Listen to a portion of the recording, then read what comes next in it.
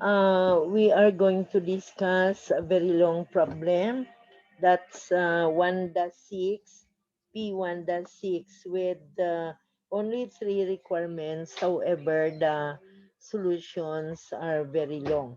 So anyway, we have the share screen. So at least you will be able to follow up while listening. You can refer to the screen sharing. Okay, the first requirement in P1-6 is to prepare journal entries to record the transactions.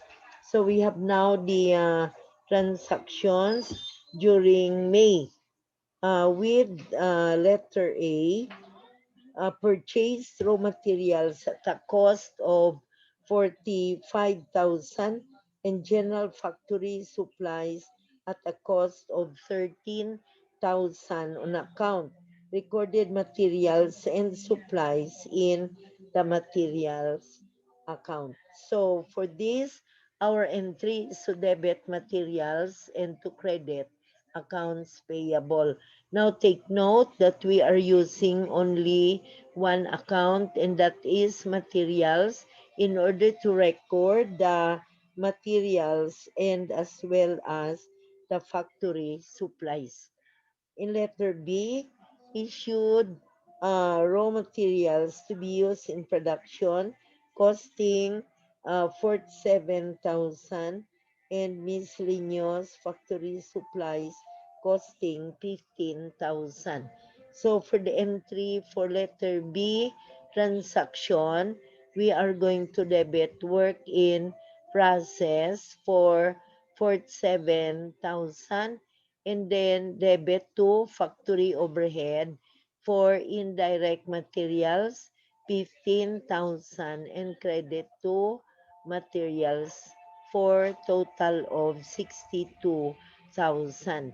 Now again, take note that for direct materials we debit to work in process, and for indirect materials debit is factory overhead, and the credit is the account materials.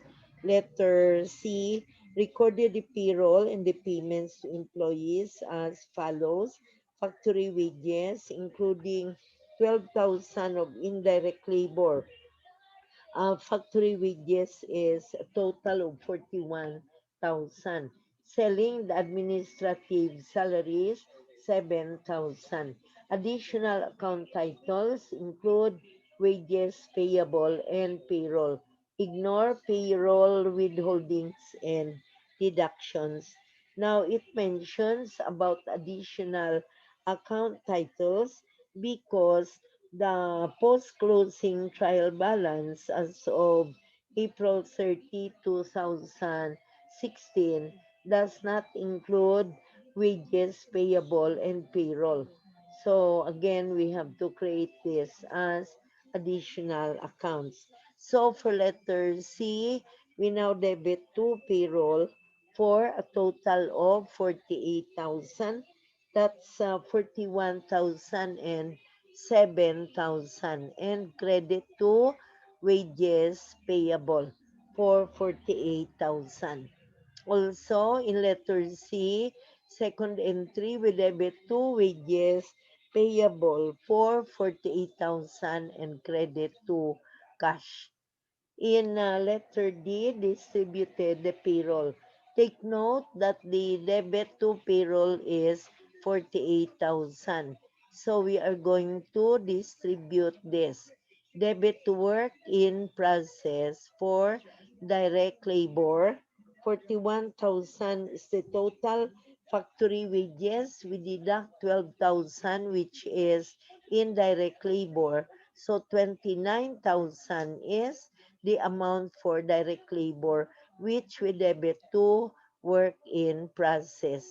Then we debit factory overhead for indirect labor for 12,000, and debit selling and administrative expenses for 7,000.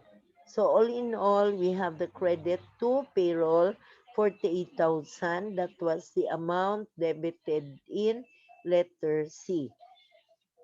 Then in letter E, recognize depreciation for the month at an annual rate of 5% on the building, 10% on the factory equipment, and 20% on the office equipment. The sales and administrative staff uses approximately one-fifth of the building for its offices. So in other words, the building was used both for the sales and administrative offices and for the factory operations. Now, our entry for letter E, debit to factory overhead for the depreciation of the building.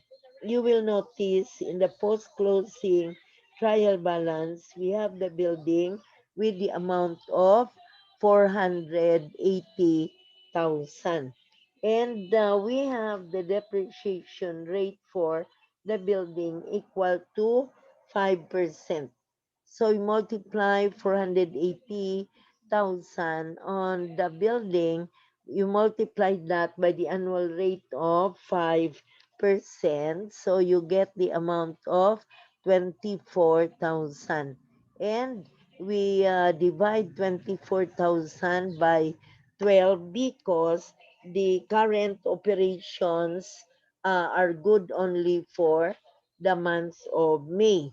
So we divide 24,000 by 12. So the result is 2,000. That's per month. And only 4/5 goes to factory operations of 1,600. And the one-fifth is used for sales and administrative staff. So we now get the depreciation expense to be allocated to factory overhead depreciation of building only for 1,600. And we have factory overhead depreciation of factory equipment. Again, the factory equipment in the post-closing trial balance, its cost of 220,000. And the annual rate of the factory equipment is equal to 20%. Okay, so take note that we have the factory equipment equal to 220,000. The depreciation rate on the factory equipment is 10%. It's the office equipment with an annual depreciation rate of 20%. So for the depreciation of the factory equipment, you multiply 220,000 by 10%. So it gets 22,000 divided by 12 months. So 1,833 that we debit to factory overhead, depreciation of factory equipment. Now, in case of combining the depreciation, you have the total debit to factory equipment equal to 3,433. However, there is a need to separate the depreciation so as to properly account for how much is for the building and how much is for the factory equipment.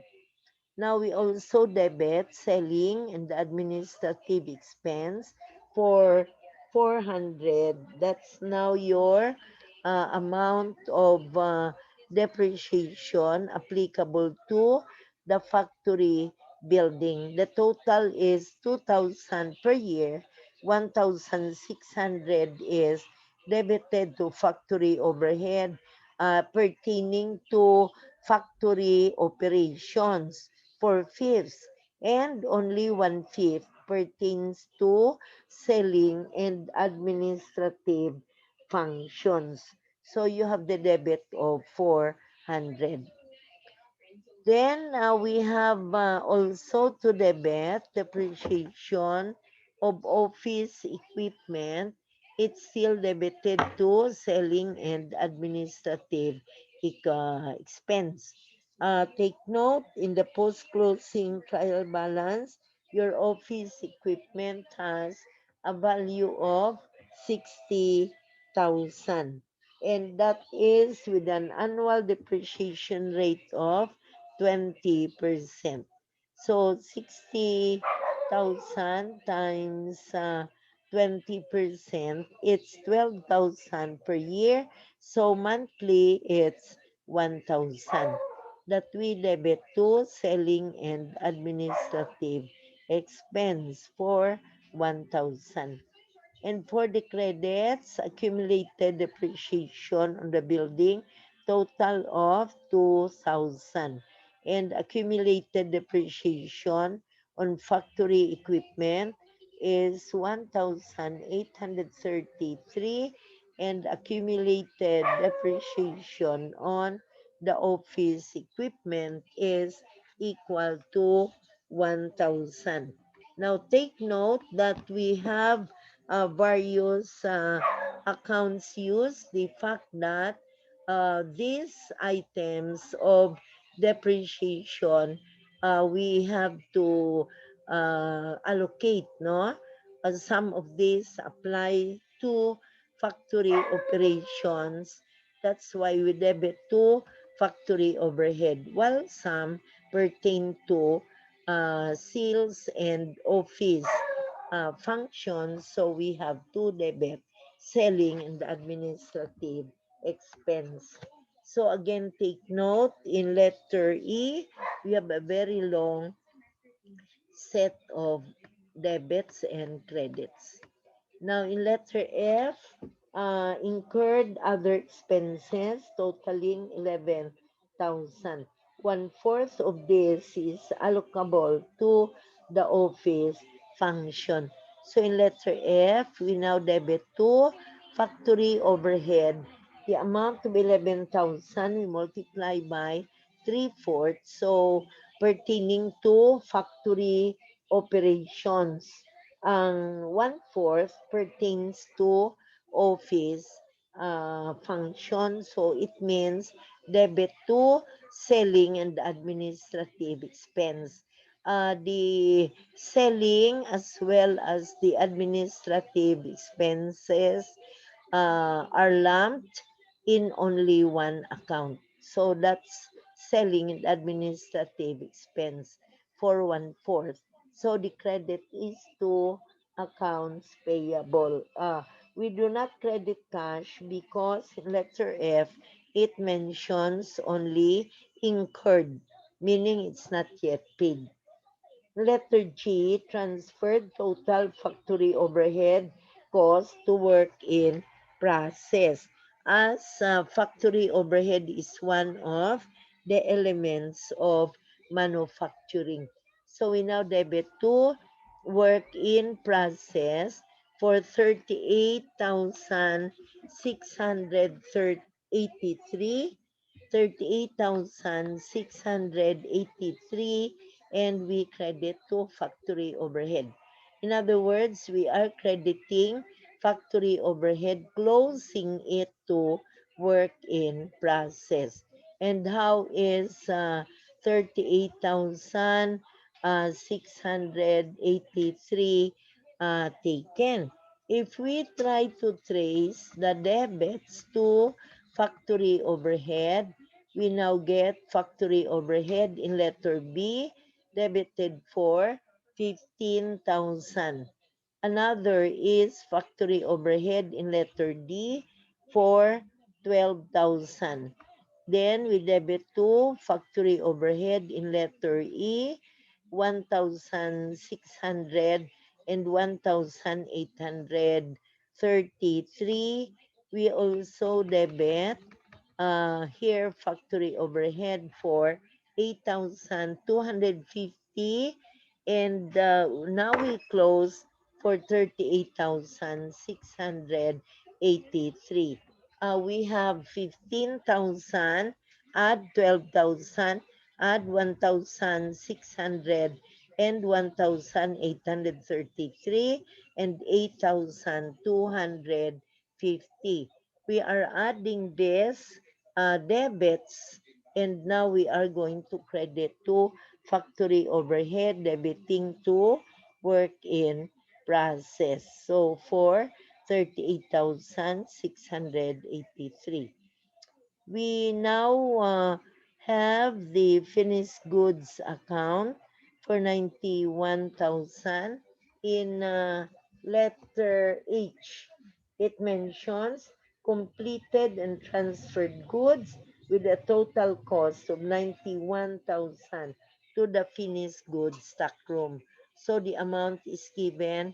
We are now recording debit to work finished goods, debit to finished goods 91,000, and credit to work in process. So this is recording cost of goods manufactured.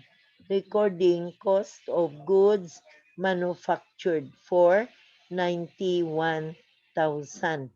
Next, in letter I, sold goods costing 188,000 for 362,000. Assume that all sales were made on account. So in letter I, we now debit to accounts receivable 362,000 and credit to sales for 362,000, while recording cost of goods sold for 188,000, and also credit to finished goods. So we are crediting finished goods, recording the balance by the amount of 188,000. In letter J, collected accounts receivable in the amount of 345,000. Debit to cash and credit to accounts receivable for 345,000. Letter K, paid accounts payable totaling 158,000. Debit to accounts payable and credit to cash. So these are the journal entries in number one requirement. We now go to number two requirement is set up the accounts. Pause the beginning trial balance and the journal entries prepared in requirement number one to the accounts and determine the balances in the accounts on May 31. So in other words, we now have the T accounts, which are actually we define T accounts as the skeleton form of the ledger. So it takes the ledger form, only that it's only in the form of T accounts or skeleton form. So we are going to post the balances beginning of the post-closing trial balance. The post-closing trial balance with we have cash, accounts receivable, finished goods, work in process, materials, building, accumulated depreciation building, factory equipment, accumulated depreciation of factory equipment, office equipment, accumulated depreciation of office equipment, then accounts payable, capital stock, and retained earnings. So here are the T accounts given cash first, then we have accounts receivable, followed by finished goods, and then work in process, followed by materials, and then building, accumulated depreciation of building, and we have the factory equipment, accumulated depreciation of factory equipment and then office equipment, and its accumulated depreciation, followed by accounts payable here, and then capital stock and retained earnings. Supposed to be accounts payable. There you have accounts payable, and you are given down your capital stock and retained earnings. What were inserted are payroll and wages payable. So again, take note that the given beginning balances were posted per April 30 for post-closing trial balance. So April 30, debit to cash, 25,000. Accounts receivable, debit, 65,000. Then we have debit to finished goods of 120,000, debit to work in process for 35,000, debit to materials 18,000, debit to building for 480,000, accumulated depreciation of 72,000, factory equipment of 220,000, accumulated depreciation of 60,000 for the factory equipment, no? Accumulated depreciation 66,000. Then office equipment of 60,000. Accumulated depreciation of office equipment of a credit of 36,000, followed by accounts payable of 95,000. Here we have capital stock credit 250,000 and credit to retained earnings of 504,000. Now these are the balances in the post-closing trial balance for the debits and the credits. For the debits and the credits. Now, after posting the balances taken from the post-closing trial balance, we are now ready to post the journal entries. The journal entries during the year, during the month of May. So, we are going to post the journal entries beginning with entry letter A. So your entry letter A, debit to materials, okay?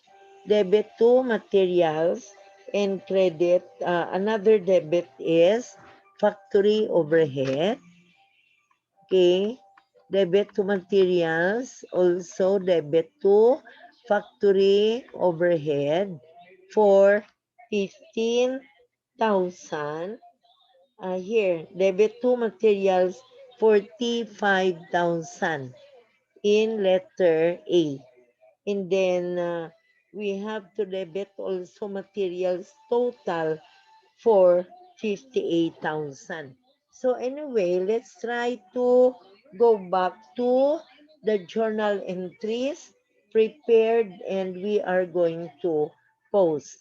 We will be posting this journal entries that we have prepared in requirement number 1. The journal entries. There we have the journal entries to be posted. So the first journal entry is to debit materials. Okay. So we now debit to materials there for the total of 58,000. Okay, materials. In letter A, after posting the beginning balance, We now debit materials for letter A, 58,000, and credit to accounts payable. Credit to accounts payable there in the amount of 58,000. Accounts payable credit in letter A. Then in letter B, we debit to work in process. Letter B, debit to work in process and credit. A debit factory overhead and credit materials. So we now have the account work in process to be debited. Anyway, we have the inventory account at the top. Debit to work in process. So letter B, debit to work in process for 47,000. Okay. Then letter B na. Then we also debit to factory overhead. The debit to factory overhead in the amount of 15,000. 15,000. That's entry letter B.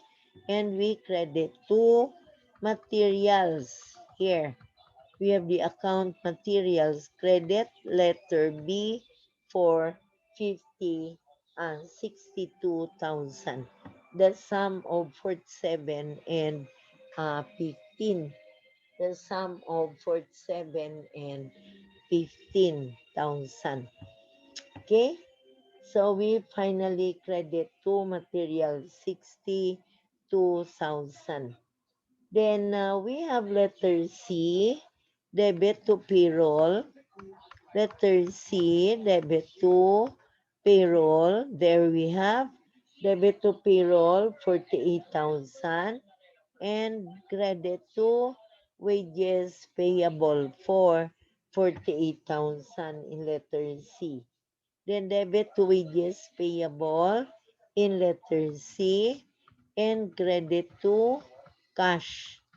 Now we credit cash in letter C, credit for 48,000. Next, letter D. Again, we debit to work in process. Letter D, debit to work in process in the amount of, work in process, amount of debit 29,000. We also debit factory overhead for indirect labor. Factory overhead in the amount of 12,000. Okay? So we have 12,000. That's in letter D, factory overhead. Then we also debit selling and administrative expenses, 7,000, letter D na. And we credit back to payroll, letter D, in the amount of 48,000. Okay? Now, letter E, being a very, very long entry, again in letter E, we debit to factory overhead, 1,600 and 1,833. We also debit selling and administrative expense by 400 and 1,000.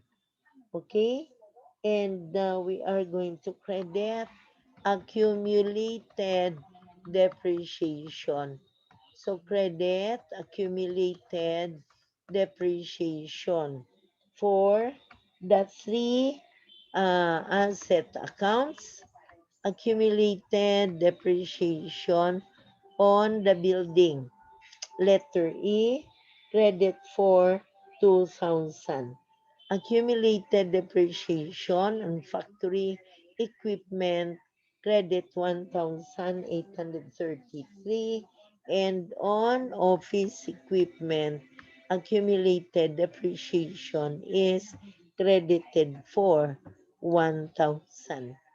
So these are the entries that we have for the accounts to be debited and credited for letter E. Then in letter F again, we have to debit factory overhead. Okay? In letter F, we debit to factory overhead for 8,250 factory overhead. Then we debit selling and administrative expense in the amount of 2,750. And finally, we credit to accounts payable. Credit to accounts payable for the amount of 11,000 in letter F. Okay, you have 11,000. Then letter G, we debit letter G for work in process. Okay, letter G, debit to work in process, 36,683, and credit to factory overhead in the amount of 36,683. Then, next entry is letter H. In letter H, we debit to finished goods. So, debit to finished goods in entry H. Debit to finished goods in the amount of 91,000 and credit to work in process 91,000 for letter H. Then letter I, again we debit to accounts receivable. Letter I, 362,000. 362,000 for letter I and credit to sales. Letter I, 362,000. Then we have cost of goods sold, 188,000. Here, 188,000 cost of goods sold and credit to finished goods. So we have letter I, credit for 188,000. Then we debit to letter, the next entry is letter J. Debit to cash, debit to cash. We now have letter J, debit to cash, 345,000, debit to cash, and credit to accounts receivable for 345,000. Then letter K is debit now to accounts payable. Okay, letter K, debit accounts payable for the payment. And finally, credit to cash for the payment. So the credit to cash is in letter K, 158,000. Now, these are your postings to the T accounts as required by number 2. And we now go to determine still in number 2 requirement, post the beginning trial balance accounts amounts and the journal entries prepared in requirement number 1 to the accounts and determine the balances in the accounts on May 31. So we now have the balances on May 31. Cash with a total debit of 370,000 and credit of 206,000. So the balance of cash is 164,000, still a debit. Accounts receivable with 427,000 minus 345,000 it's a debit balance of 82,000. Finished goods, total debit of 211,000 minus the credit of 188,000. You have a debit balance of 23,000. And then work in process for total debit of 149,683 minus credit of 91,000. So the balance and for work in process is 58,683. Materials balance of 14,000. Building is still the same. Accumulated depreciation on the building is 74,000. Factory equipment still the same. Accumulated depreciation is 67,833. Office equipment is still the same. Accumulated depreciation is 300 or 37,000. Accounts payable, the credit of 164,000, debit of 158,000. So you have a credit balance of only 6,000. So you have the payroll account is with a credit and a debit the same. So we now close payroll. Wages payable is closed. Capital stock is retained at 250,000 and retained earnings of 504,000. Sales, a credit of 362,000 and you have cost of goods sold 188,000.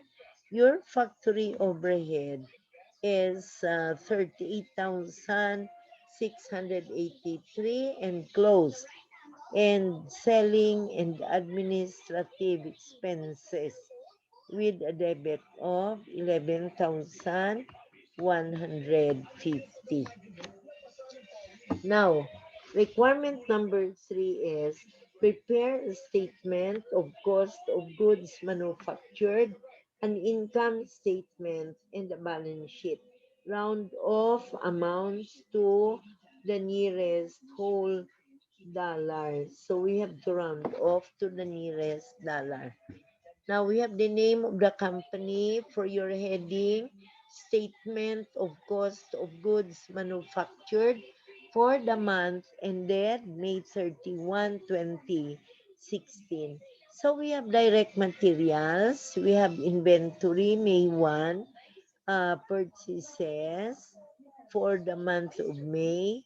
So the total cost of materials available for use is 76,000. Then we are going to divide, or I mean deduct, the inventory end of May 31 of 14,000. So the cost of materials used is 62,000. Now again, remember that the cost of materials used includes direct and indirect materials. So we are going to deduct the indirect materials used of 15,000, leaving the cost of direct materials issued to production for 7,000. Okay, we add direct labor 29,000 and factory overhead of we have now the breakdown of factory overhead. Indirect materials 15,000, indirect labor 12,000, depreciation on building 1,600 of factory equipment 1,833 and the miscellaneous of 1,000 no depreciation 1,833 and miscellaneous of 8,250. Now, these are your factory overhead costs. The factory overhead costs. If you are going to have the total deducted here or added, no? So now we have the manufacturing cost elements, including direct materials used for 7,000, direct labor 29,000, and your total factory overhead of 34,000. So we now get your total manufacturing cost 114,683, and then we are going to add the work in process on May 1. The work in process on May 1. Then we are going to deduct the work in process on May 31, leaving the amount of 91,000. That is the cost of goods manufactured. So take note that the statement of cost of goods manufactured is the same uses, the same format that we used in E1-8 and E1-9, or even E1-7 and E1-8. So we have the same format as this. We are also required for an income statement for the month ended May 31. So your sales of 362,000, cost of goods sold, we have finished goods on May 1. Then we add cost of goods manufactured, and we have now your goods available for sale for 211,000. Then we deduct the finished goods inventory on May 31. We have the difference as gross profit on sales. And then we deduct selling and administrative expense of 11,150. We finally end up with net income. Okay, 162,850. Okay, so these are now your statements required, and you are also required for a balance sheet. So the balance sheet now copied from our T accounts. So we have current assets, including cash, then accounts receivable. You only refer to your T accounts, and you will find this ending balances. Inventories of finished goods, work in process, and materials. So we now get the total of the inventories equal to 95,683. Total now of your current assets equals 341,683. Okay, for the total of the current assets. Then we have plant and equipment. The plant and equipment includes building less accumulated depreciation. Then factory equipment minus accumulated depreciation, and office equipment minus accumulated depreciation. So we have now the total assets, okay? Total assets of 922,000 6,850. Then we have for the current liabilities. For the current liabilities, we have accounts payable. Okay. Accounts payable, 6,000, followed by stockholders' equity, capital stock, 250,000, and retained earnings of 666,850. So for the total liabilities and stockholders equity to be equal to the total of the assets.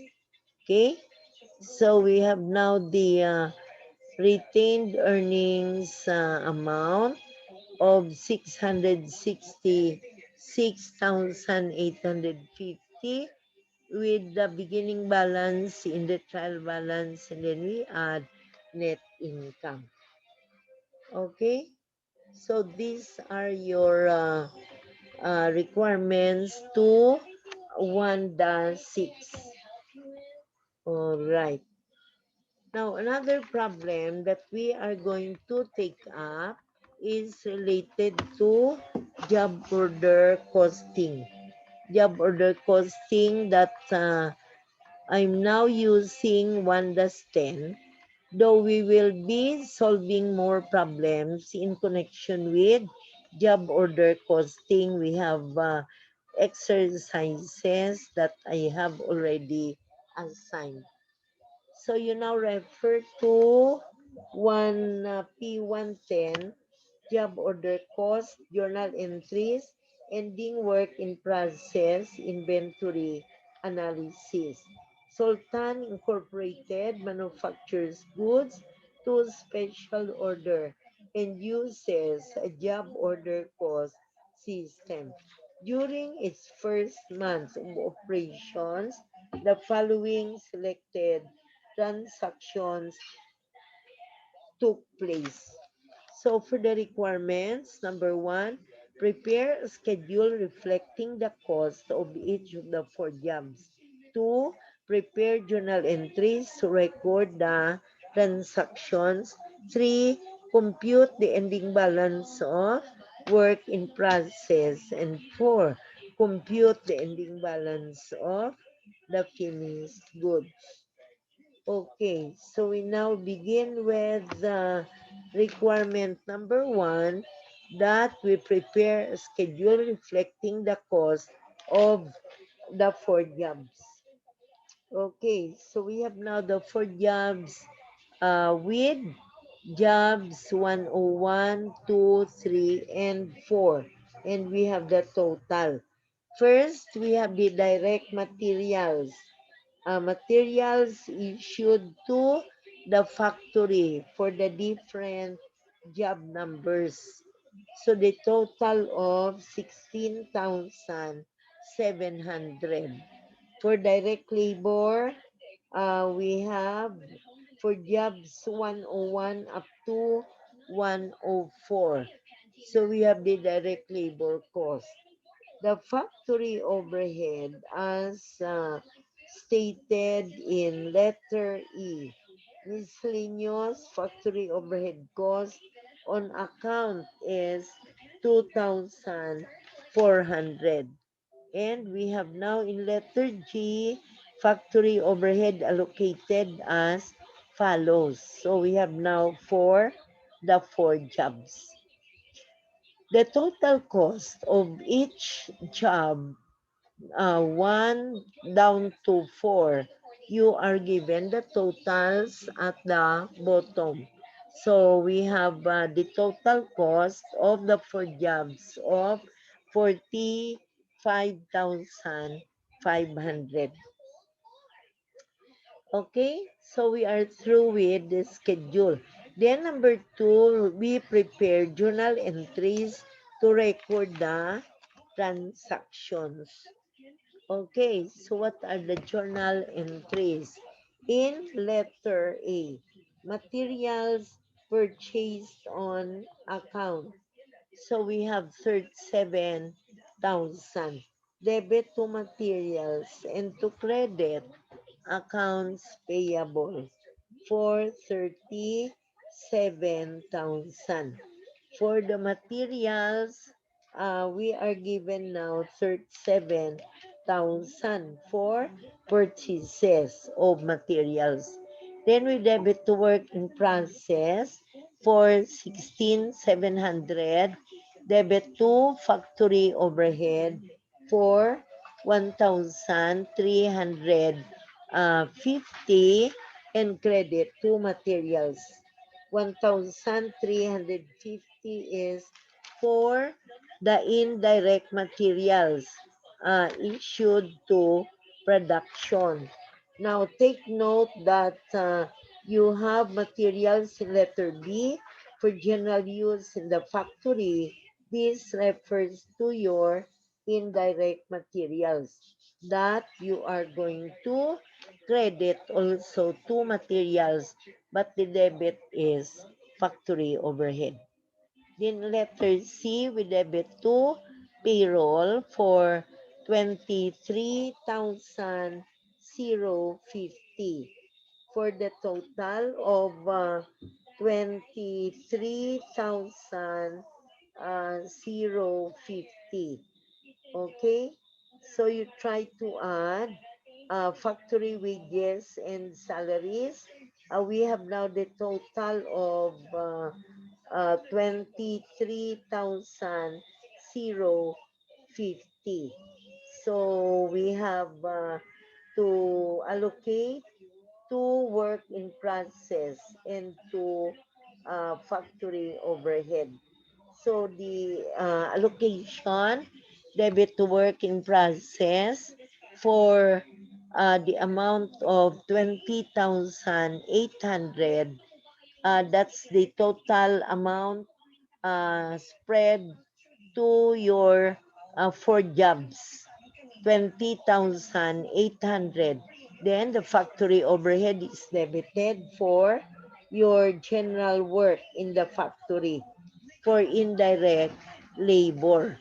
And we credit back to payroll for the total debit of 23,050. Okay? Then for letter E, factory overhead miscellaneous, debit to factory overhead and credit to accounts payable. Still in letter F, for the depreciation, we debit to factory overhead and credit to accumulated depreciation on the machinery. Then letter G, factory overhead allocated as follows. We debit to work in process for the total of 8,000 and credit to factory overhead. Now we are closing factory overhead uh, cost, no? Debited to work in process for the manufacturing cost elements. 8,000. And finally, we debit to finished goods, 40,700, and credit to work in process. We now have the completed goods for jobs 101, 102, and 103.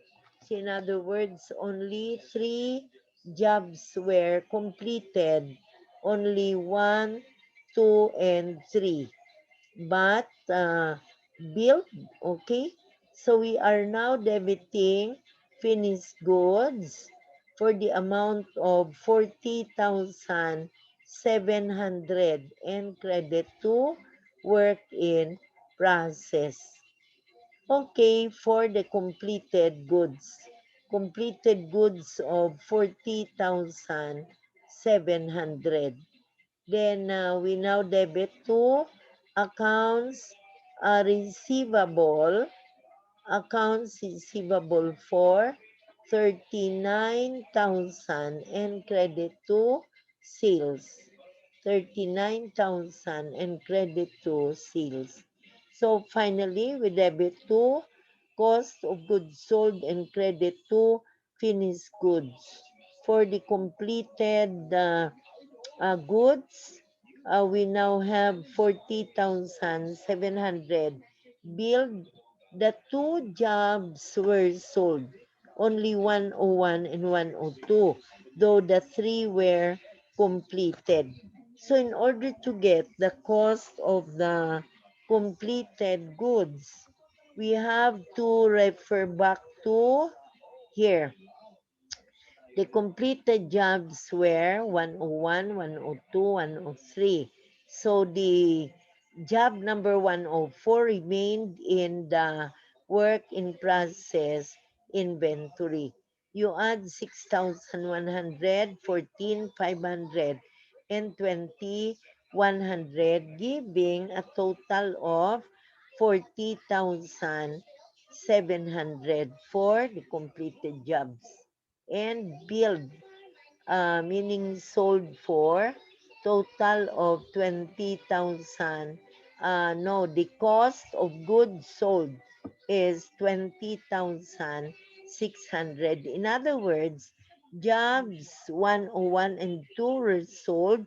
103 is in the finished goods inventory and 104 is in the work in process inventory. So we have now number 3, added to work in process.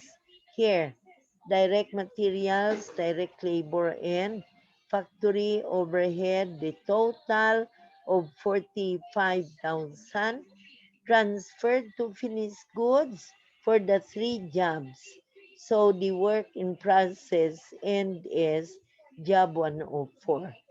Added to finished goods of 40,700, we deduct cost of goods sold of the two jobs, 1 and 2, meaning job 103 remained in the finished goods inventory. Okay, so these are now your requirements for 1-10, as we have this job order cost system. By the way, in job order cost system, we refer to products that are easily identifiable from one another. In other words, they are prepared in such a way that the goods are separable from one another. So, for example, if you manufacture wooden chairs, no? And wooden chairs, if you have each chair identified from one another, or they are manufactured individually depending upon the job order. So you have your goods produced by using job order cost system. The other system is process cost, which involves mass production. The process cost system, it's the one that involves mass production. Okay, now let me finally in answer the mini case. The last among the problems after 1-13, after P1-13, then we have the mini case as the last problem, the mini case. Okay?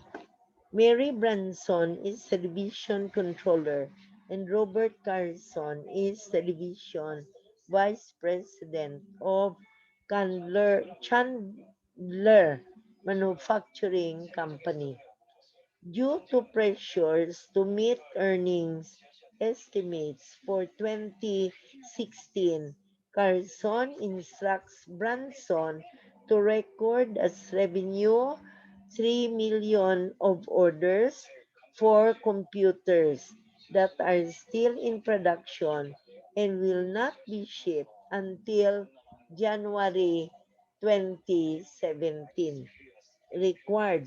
Which of the standards within IMA Statement of Ethics, professional practice should Branson consider in deciding her course of action in this matter?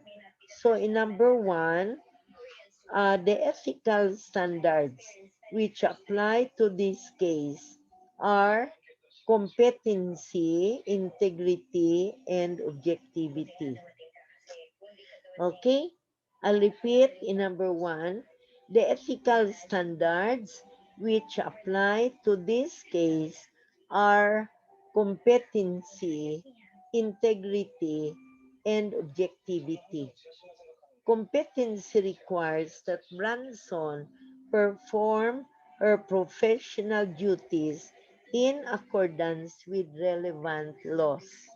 In accordance with relevant laws, regulations, and standards technical standards. Recording revenue in 2016 would be a violation of generally accepted accounting principles or GAAP.